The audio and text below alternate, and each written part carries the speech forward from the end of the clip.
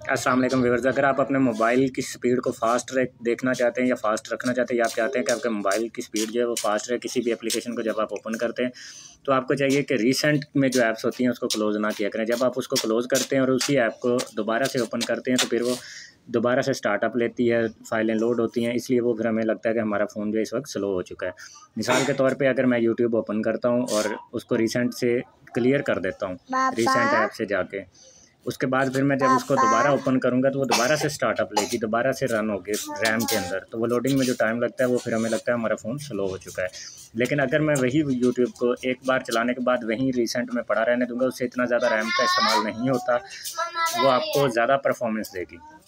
तो अगर आपको मेरी बात पे यकीन हो तो आप ये ट्राई करके देख लें, तो आपको भी यकीन आ जाएगा। और दूसरा, हमारे फ़ोन के अंदर अगर आपको लगता है कि आपके फ़ोन के अंदर गूगल प्ले सर्विसेज गैर ज़रूरी हैं, तो उनको आप अनइंस्टॉल कर दें, फ़ोन को रूट करके उनको ख़त्म कर दें। जिस मोबाइल के